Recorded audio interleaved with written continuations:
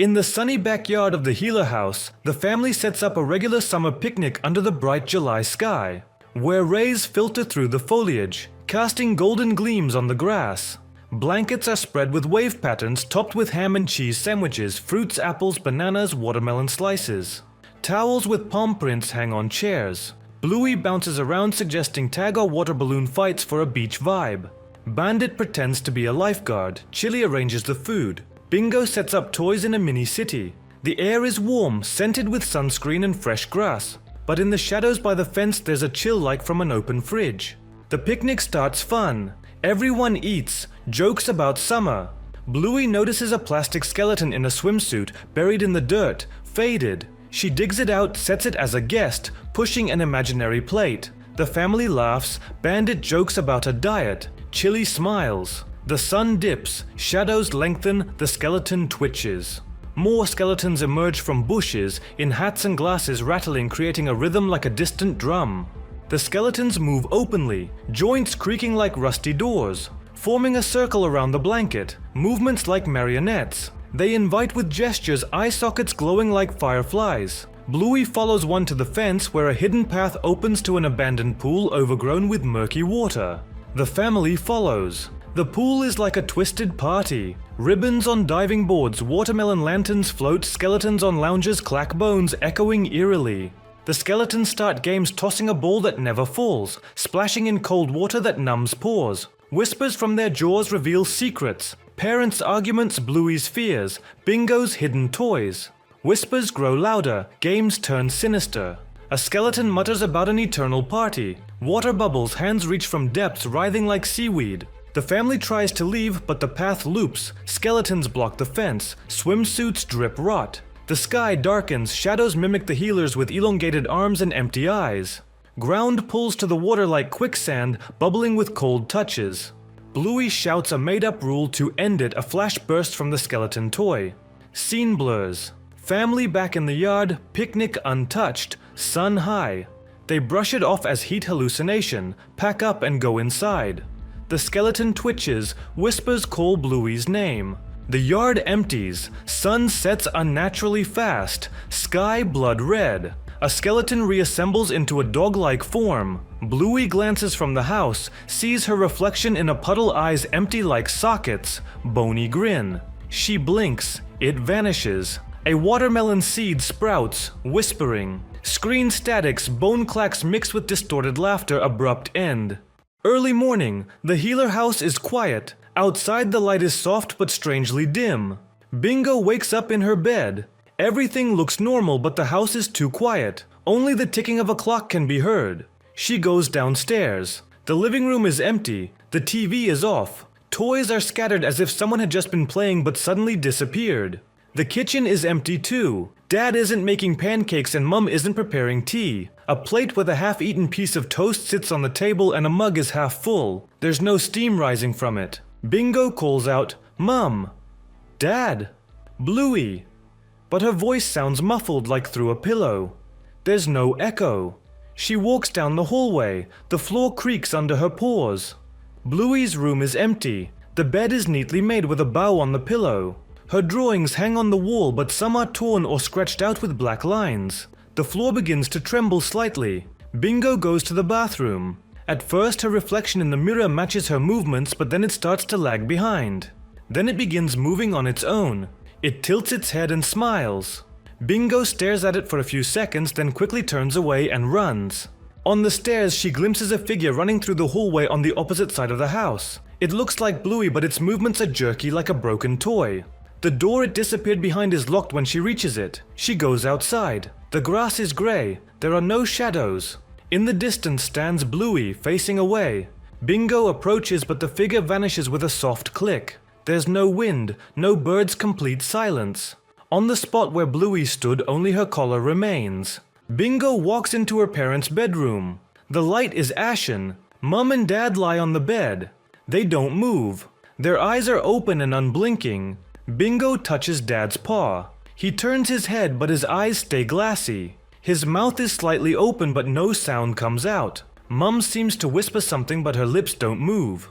Bingo is back in her room. She sits on the bed and hugs her stuffed bear. A quiet voice whispers her name from the corner, softer and softer. She looks, only her toy is there. A shadow appears on the floor, as if someone is standing directly behind her, but when she turns around, no one's there. The nightlight on the wall flickers. Outside the window, a silhouette appears shaped like Bluey, moving in jittery, unnatural motions like an old film. The silhouette suddenly rushes toward the window. The light in the room goes out. After silence, Bingo is back in bed. Everything seems calm. Mum enters and strokes her head. She says, "Time to wake up." Bingo doesn't respond. Her eyes are open. In the background, a mirror shows no reflection of Mum. The scene freezes. Several seconds of stillness. Then the screen shows Bluey's empty room. A TV in the corner is on, flashing a black and white image of the family sitting at a table. Their heads are bowed. The picture flickers and vanishes. The final shot, the closet door in Bingo's room is slightly ajar. Breathing can be heard from inside. There is no voiceover, no credits, only silence. And then slowly the image of Bingo's stuffed bear left on the floor appears on the screen. What happened next is unknown. It was a sunny morning, but a strange sense of boredom hung heavy in the Healer household. Bluey and Bingo roamed aimlessly, unable to settle on a game. No amount of chasing or hide-and-seek could spark their usual joy. Bluey remembered a dusty old cupboard where Bandit had recently put some things.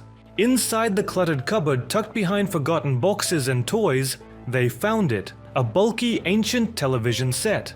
Its screen was convex, the casing scratched, as if it had survived countless forgotten years. Curiosity won out. Somehow they found a suitable outlet and plugged it in. The TV crackled, glowed blue, and then the familiar Bluey title sequence appeared on the screen. But something was wrong.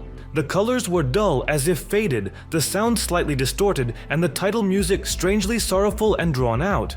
The episode began. It was titled 1. On screen, Bluey and Bingo appeared, but they were eerily silent, their eyes seeming empty.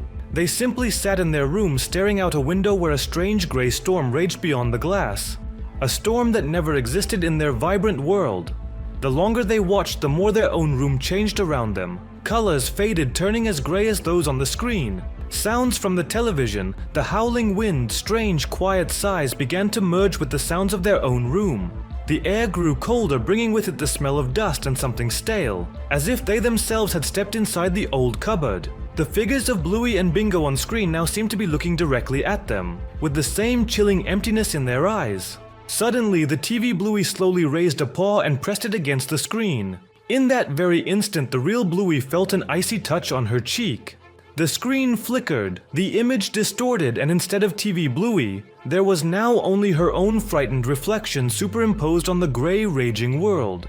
Bingo, eyes wide, also saw her reflection, pale, distorted, as if she was being pulled into the screen. On the screen, behind their reflections, that same pale, gaunt silhouette with huge empty eye sockets slowly materialized. It stood directly behind their TV versions, and its gaze seemed to pierce through the screen, directly into their souls. The room finally darkened completely, plunging into the same gloom as outside the window in the missing episode. The girls lunged for the TV, trying to pull the plug, but it seemed to be fused into the outlet. The screen pulsed and a nasty clinging cold began to envelop them. Their bodies felt weightless, being pulled forward. In the last moment before their vision blurred, they saw their parents Chili and Bandit on the screen. But they were as gray and silent as the Bluey and Bingo from the missing episode. Their eyes were empty too. The world spun and the girls felt a sensation of falling. When they could finally open their eyes, they were surrounded by the same gray, raging storm they had seen on the screen. And in their own room on the couch sat two figures, silent, unmoving, with empty eyes. They stared out the window where a strange gray storm raged beyond the glass. And on the old dusty television, the familiar Bluey title sequence began again. But this time the episode was titled 2. The sunny day was slowly fading over the Healer backyard, but Bluey and Bingo's lively game of shadow hunters continued. Their giggles drifted to Chili, who was sipping tea on the veranda, and to Bandit, who was wrestling with a broken garden hose. Evening shadows lengthened, casting strange dancing figures across the lawn. Suddenly, Bingo froze. Her gaze was fixed on the furthest corner of the garden, where old tree branches and thick bushes merged into a single dark mass. There, amidst the deepening twilight, something had appeared. It was a pale, hairless, unnaturally thin figure, almost translucent, as if carved from the very shadows themselves. It squatted pressed close to the ground, and two enormous empty eye sockets stared directly at the children. Bluey felt the fur on her neck prickle. This was unlike any animal they knew, unlike anything they had ever seen. It was wrong, alien. The figure didn't move, but its intense gaze felt physical, piercing through the distance, through the bushes, right into their souls. The sensation of being watched was all-consuming. Bandit, noticing his frozen daughters, approached, squinting. He peered into the spot they indicated but saw only old leaves and an overturned garden gnome.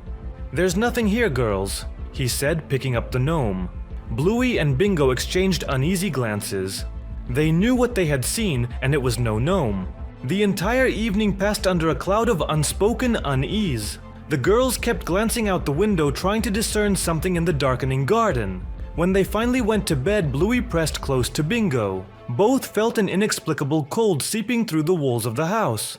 Deep in the night, Bluey woke up. The room was engulfed in an icy chill, even though the window was tightly closed. She barely opened her eyes and saw it. The same figure was sitting in the corner of the room right by their bed. It squatted, its long thin limbs oddly bent, and its huge dark eyes were fixed on Bluey. Fear paralyzed Bluey. She couldn't move, couldn't make a sound.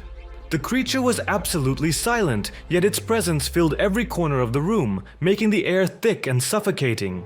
It simply watched, seemingly trying to read her thoughts, to penetrate the darkest corners of her mind. It wasn't just terrifying, it was draining, sucking all the strength from her, leaving only helplessness and panic. Bingo snored peacefully beside her, while Bluey lay unable to tear her gaze from the abyss in the creature's eyes. Time ceased to exist. Bluey didn't know how long it had been there.